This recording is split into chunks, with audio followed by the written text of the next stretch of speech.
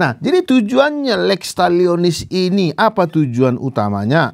Bukan untuk mendorong balas dendam, melainkan membatasi pembalasan agar tidak berlebihan itu.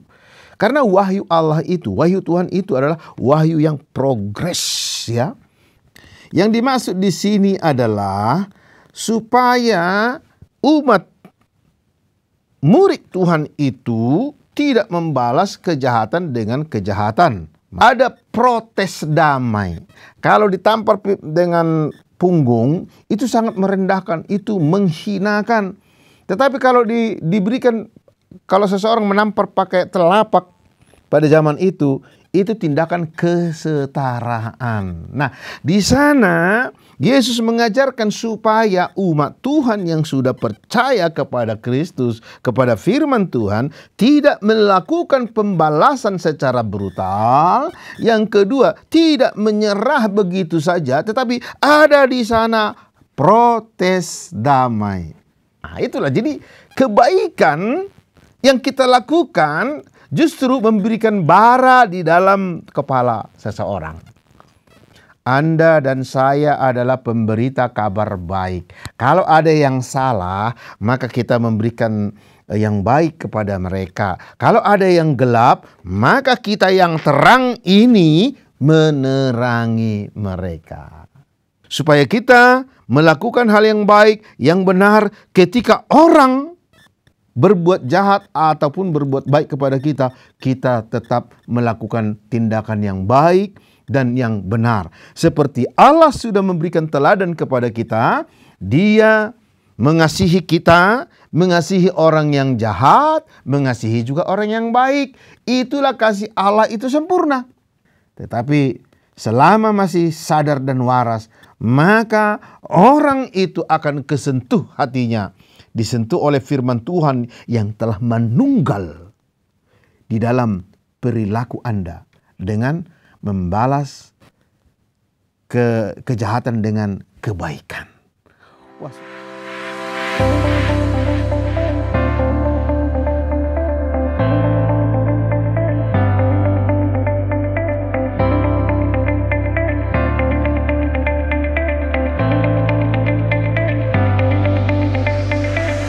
Shalom pemirsa, saya Pendeta Eslo Manik dalam program Terang Warta Rohani di YTWR Channel. Ya, kali ini saya membahas dari kitab Injil Matius 5 ayat 39 dalam topik tampar pipi kanan, beri pipi kiri. Loh, seperti apa itu ya? Apakah itu literal atau bagaimana ya? Ya, saya akan membaca firman Tuhan dulu. Nah, pemirsa bisa membuka Alkitabnya ya. Ya, Matius 5 ayat 39. Ya, kalau pemirsa sudah menemukan alamat ayatnya, supaya lihat jelas ya, betul nggak? Nah, saya baca demikian ya.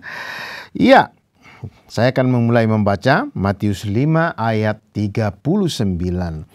Tetapi aku berkata kepadamu, janganlah kamu melawan orang yang berbuat jahat kepadamu, melainkan siapapun yang menampar pipi kananmu, berilah juga kepadanya pipi kirimu. Nah, ini khotbah Yesus di bukit ya. Ya, tampar pipi kanan, beri pipi kiri. Saya mau tanya pemirsa, ketika Anda sedang bertengkar atau mungkin juga saudara ditonjok atau dipukul atau ditendang, apakah melakukan seperti ini?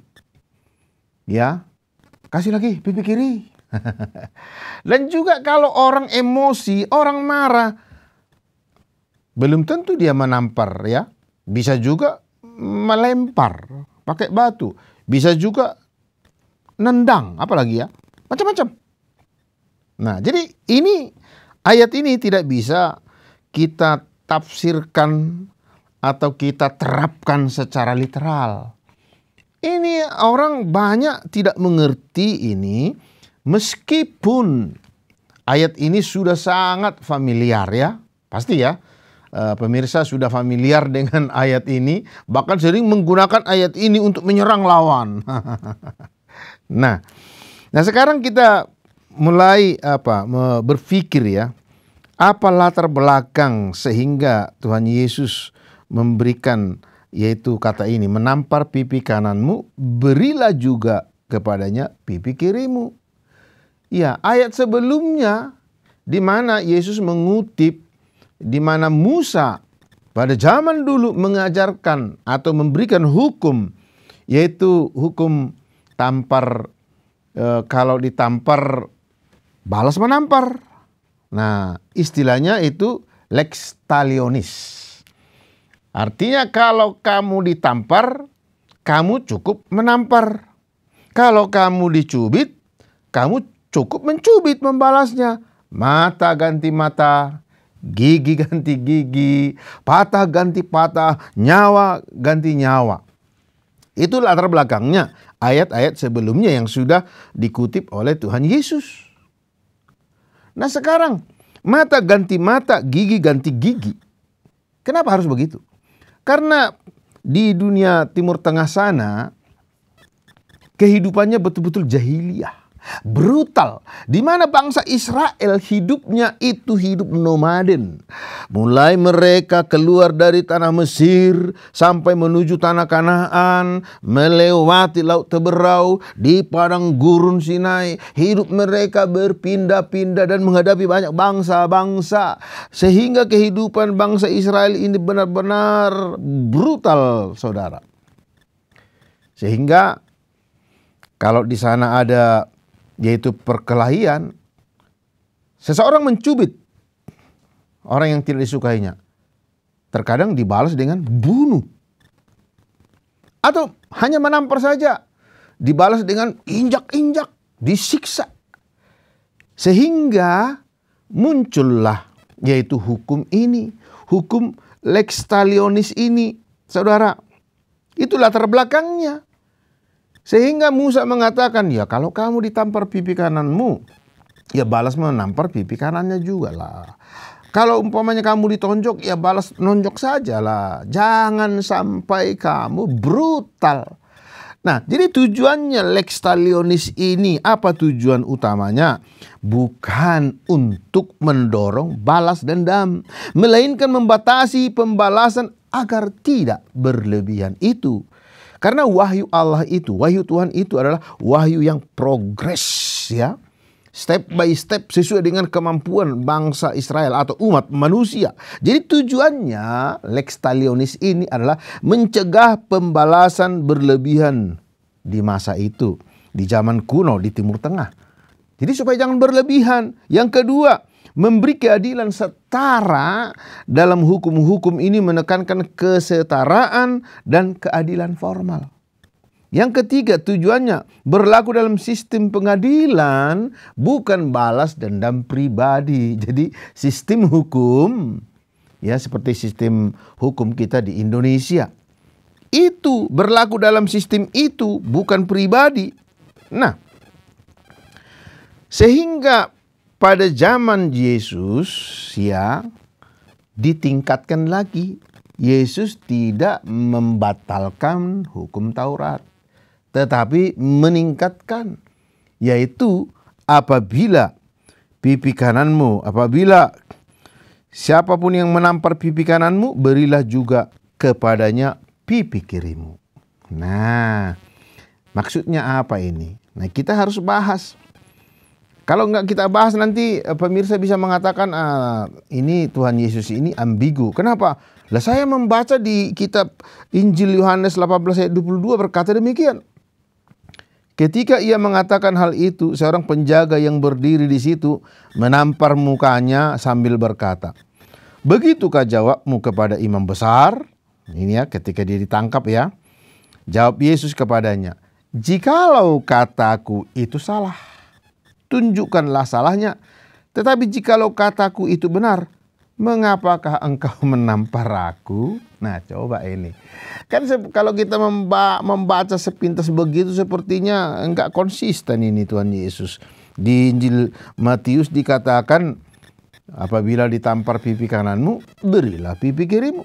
Tetapi di Injil Yohanes dikatakan, mengapakah engkau menampar aku? Apa maksudnya itu? Nah, jadi saudara yang dikasihi Tuhan Yesus Kristus, yang dimaksud di sini adalah supaya umat murid Tuhan itu tidak membalas kejahatan dengan kejahatan. Mata ganti mata, gigi ganti gigi. Menampar pipi kanan, diberi pipi kiri juga bukan berarti adalah menyerah, takut. Artinya sering sekali orang yang takut membalas karena musuhnya yang menampar itu adalah raksasa gitu ya, besar sekali, sehingga nggak apa-apa mengalah. Sesungguhnya tidak mengalah, tapi menyerah. Bukan itu maksudnya. Tetapi maksudnya adalah kesetaraan. Karena pada zaman itu tindakan menampar biasa dilakukan adalah pakai punggung. Nah, bukan pakai ini, tampar pipi kanan. Tentunya kan untuk menampar pipi kanan pakai punggung.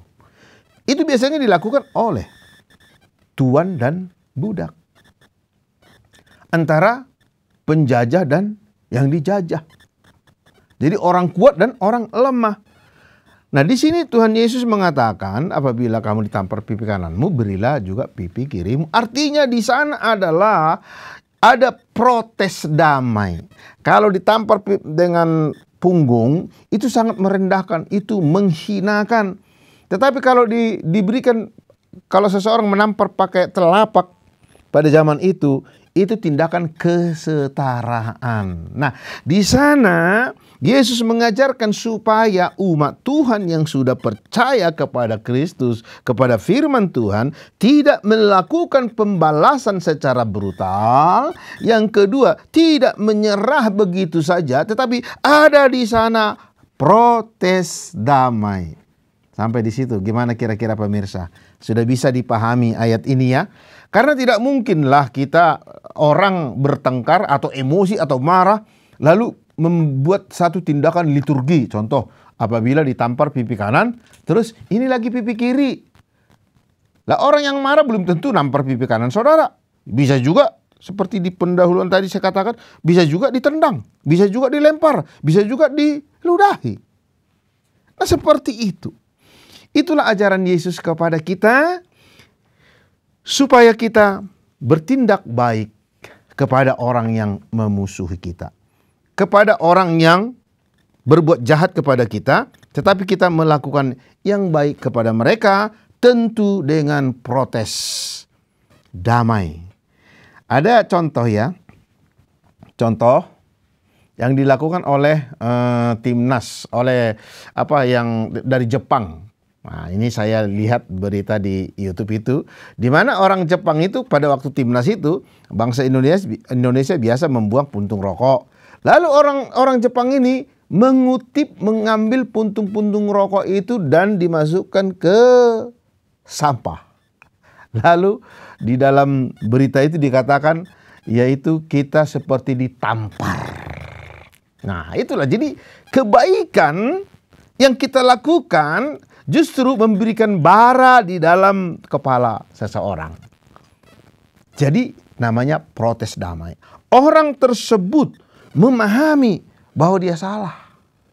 Tapi kalau kita justru diam, tidak berani, tidak menyampaikan protes damai, maka kejahatan akan bertambah jahat. Ingat pemirsa, Anda dan saya adalah pemberita kabar baik. Kalau ada yang salah, maka kita memberikan yang baik kepada mereka. Kalau ada yang gelap, maka kita yang terang ini menerangi mereka.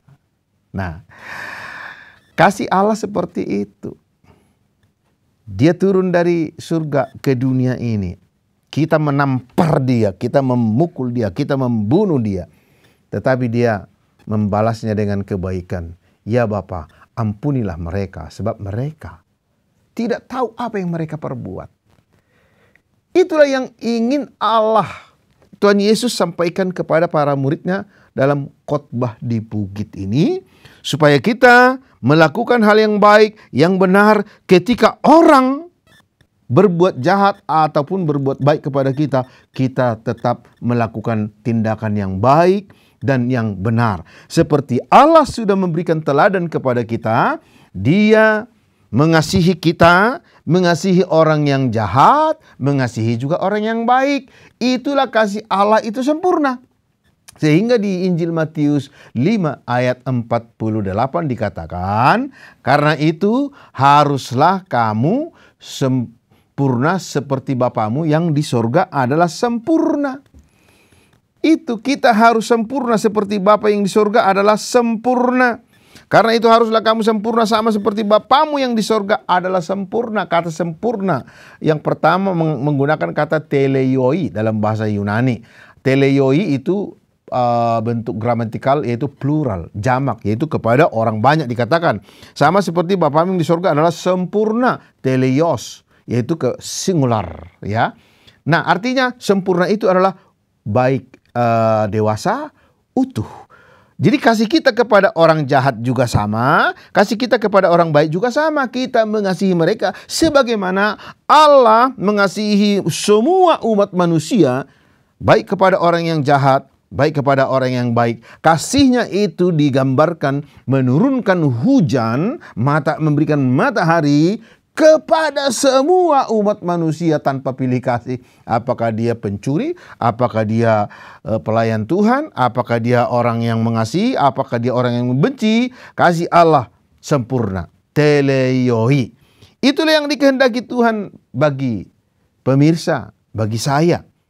Dan itulah kita praktekkan di dalam kehidupan kita bergereja, bermasyarakat, berkeluarga. Ketika pasanganmu mungkin jahat menurut pada umumnya, maka Anda sebagai pasangannya memberikan yang baik, memberikan pipi kiri. Ketika Anda selalu ditampar pipi kanan Anda, berikan pipi kiri. Dalam artian seperti yang sudah saya uraikan tadi, bukan tindakan pengecut, bukan tindakan kebencian, tetapi protes damai. Kita sampaikan sehingga orang itu memahami, menyadari, kenapa ya pasangan saya ini sudah saya maki-maki, sudah saya pukul, tetapi justru dia membuat kopi kepada saya. Gitu.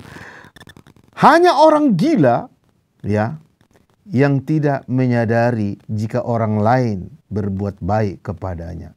Tetapi selama masih sadar dan waras, maka orang itu akan kesentuh hatinya, disentuh oleh firman Tuhan yang telah menunggal di dalam perilaku Anda dengan membalas kejahatan dengan kebaikan. Wah, sungguh sangat luar biasa. Itulah makna memberikan yang kita bahas, tampar pipi kanan, beri pipi kiri. Bukan literal, bukan liturgi pula, jangan diliturgikan. Bukan juga sebagai dasar kita untuk menyerang lawan, bukan. Tetapi mengasihi. Ketika kita mengasihi, maka saudara akan punya nama. Ketika kita mengasihi, maka kuasa ada di dalam diri kita masing-masing. Kekuasaan yang diberikan oleh Tuhan, yaitu lewat ketaatan firman Tuhan, tindakan mengasihi. Oke, pemirsa, sampai jumpa lagi ya di program Terang Warta Rohani di YTWR Channel. Tuhan memberkati. Terima kasih Anda sudah mengikuti program kami. Jika Anda diberkati, jangan lupa like, komen, dan share supaya Anda tidak ketinggalan setiap program terbaru kami. Jangan lupa juga untuk subscribe channelnya dan nyalakan loncengnya. Jika Anda ingin mendukung pelayanan kami, bisa melalui rekening kami berikut ini atau menghubungi kami di sini.